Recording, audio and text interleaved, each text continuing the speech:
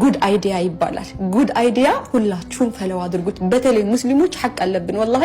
እኔ እንጃ ማንንም ሰው እየሄድን ዝም ብሎ ሰበር ሰካ ለሚሉት ራሱ ፈለው እናደርጋለንና እንደዚህ አይነት ጠንካራ የሆኑ ወንድሞች ሲመጡ ፈለው እናደርጋቸው ወላሂ ይጠቅሙናልና በጣም የሚናገሩት ነገሮች እኛ ሙስሊሙ እዛ ውስጥ ያለን ዑማዎች የተጠቀምናቸው ያልሆኑ ነገሮችን እነሱ መጥተው ጁድ ሲያደርጉ ላ ኢላሃ ኢላላህ በጣም ነው ደስ የሚለውና እዛም ዱዓ ይደረጋል እስልምናም ላይ ዱዓ ይደረጋል እና የሆነ በቃ የተለየ ነገር አድርጋችሁ አትውሰዱት። እንደውም ኦርቶዶክስ ጋር ወገቤ ሲቆረጥ ነበር የምጸልየው መቋሚያ ይዘኑላ እየተንገዳገድን እስክንወርቅ ድረስ። እስልምና ጋር ስትመጣ በ5 ደቂቃ ነው ጠቅ ጠቅ ጠቅ ጠቅ አርጋ ስክሪን ተች ነው። ስክሪን ተች ጠቅ ጠቅ ጠቅ አርጋ ላጥ ጠቅ ጠቅ ጠቅ አርጋ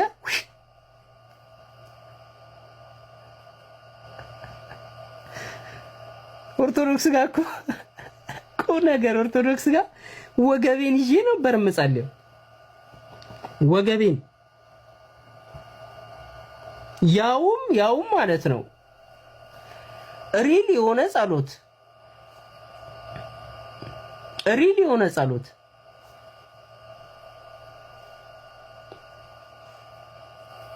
ተውት። እሱን ተውት። መዝሙረ ዳዊት ብቻ እንኳን የሚጸለየውን ብቻ ብትወስዱት መዝሙረ ዳዊት ብቻውን ማለት ነው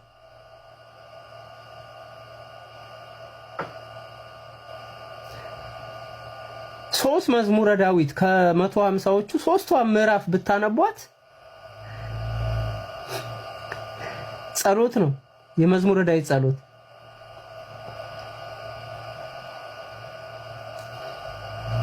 እና ፊልድ ቀይሬ ነበር የሥራ ድርሻ ማለት ነው። ከዚህኛው ቤት ወደዚህኛው ቤት ሺፍት አድርጌ ማችን ጉድ አይዲያ አሁን ላይ ሙሐመድ ደሞ አሰላለሙ እኮ የእስልምናን ሀያልነት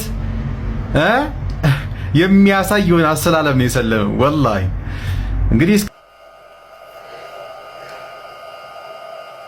ከእስልምና ሃይማኖት ከፈለኩ እወጣለሁ፣ ከፈለኩ እገባለሁ። እኔን ነው የሚመለከተኝ፣ እናንተን አይመለከታችሁም። በቃ እዚህ ቲክቶክ ላይ ሻሃዳ ምናምን ሰዎች ሲይዙ እንደማንኛውም ሰው ሻሃዳ ይዘናል። ባኒዝ ደስ ይለኝ ነበር፣ ግን ሌሎች እንዲማሩበት ራሳችንን በአደባባይ አዋርደናል።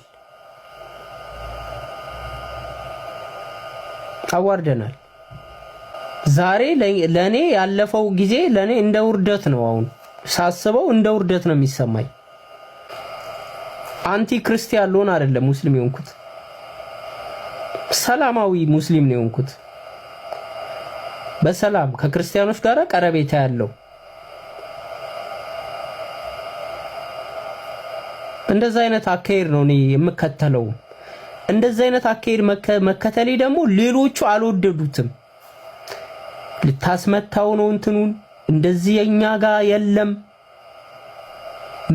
ምናምን እና ሰው በሆነ እንትን ውስጥ ታስሯል። የሆነ ጥላቻ ውስጥ እንዲህ ታስሮ ነው ያለው።